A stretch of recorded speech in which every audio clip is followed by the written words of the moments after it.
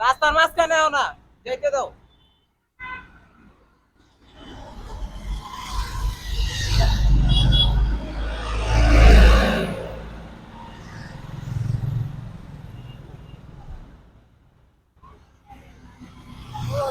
হ্যাঁ, হেলমেট আছে?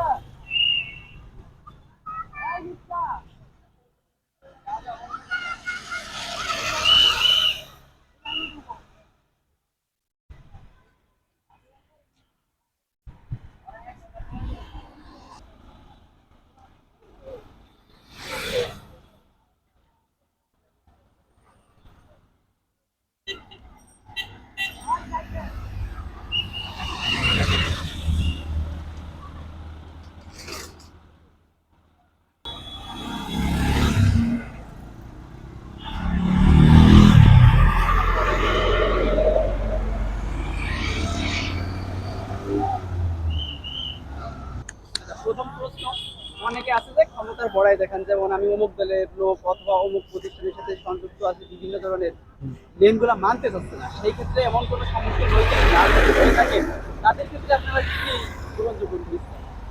না, আমরা ওইসবের জন্য কোনো গ্রহণযোগ্য নিচ্ছি না। মানে আমরা কোনো দলই না। আমরা বিএনপি বলেন, আওয়ামী লীগ বলেন, জামায়াত শিবির বলেন, আমরা কাউকেই চাই না। আমরা আমাদের দেশটাকে সুষ্ঠু মতো চালাবো। আমরা যেমন দেখছেন এখানে ইমার্জেন্সি লাইন অনুযায়ী চলবে। এখানে সাইকেল আর রিক্সা যাবে, আর অ্যাম্বুলেন্স শুধু যাবে। আর যেসব গাড়ি, যেসব এই যে মোটরসাইকেল বলেন, গাড়ি বলেন, বাস বলেন, রাস্তার মাঝখানে থামানো যাবে না। সে যত বড়ই নেতা হোক, রাস্তার মাঝখানে থামানো যাবে না। আর এখানে আপনার সবাই নিয়ম কানুন মেনে চলতে হবে। একটা সুষ্ঠু দেশ গড়তে গেলে সবাইটা নিয়ম মানার লাগবে।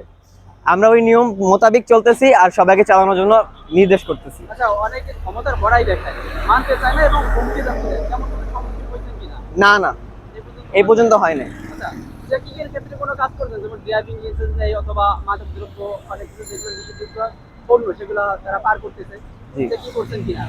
জি, অবশ্যই চেকিং হচ্ছে। যাদের হেলমেট নাই, যেমন মোটরসাইকেল যাদের হেলমেট নাই, পিলিয়নিয়ার যারা পিছনে বসবে, আর যেমন ড্রাইভার, তাদের দুজনকে সার্টিফিকেট অনুযায়ী, মানে যেসব ভালো হেলমেট ওদের পরানোর জন্য অনুরোধ বলতেছি।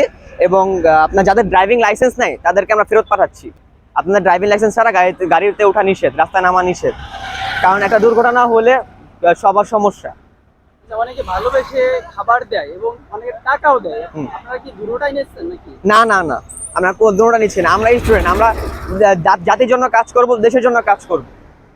ঠিক আছে, আমরা অনেকে ভালোবেসে নিচ্ছে, খাবার নিচ্ছে, আবার অনেকে দেখছি টাকাও দেয়। না না, আমরা এসব কোনো এসব নিচ্ছি না। আমরা খাবার, খাবারও নিচ্ছি না, টাকাও নিচ্ছে। টাকাও নিচ্ছি না। এটা আমাদের দেশের প্রতি ভালোবাসা দেখায়। আচ্ছা, আর একটা বিষয় যে যারা লেন মানতেছে না, জি। আপনারা বলার পরেও কিন্তু মানতে চাচ্ছে না, হ্যাঁ আপনাদেরকেই মানতেছে না, হ্যাঁ। সেই ক্ষেত্রে কোনো শাস্তির বিধান রাখছেন কিনা? শাস্তির বিধান তেমন কিছু না, আমরা তাদের ভালো মতো বুঝাচ্ছি।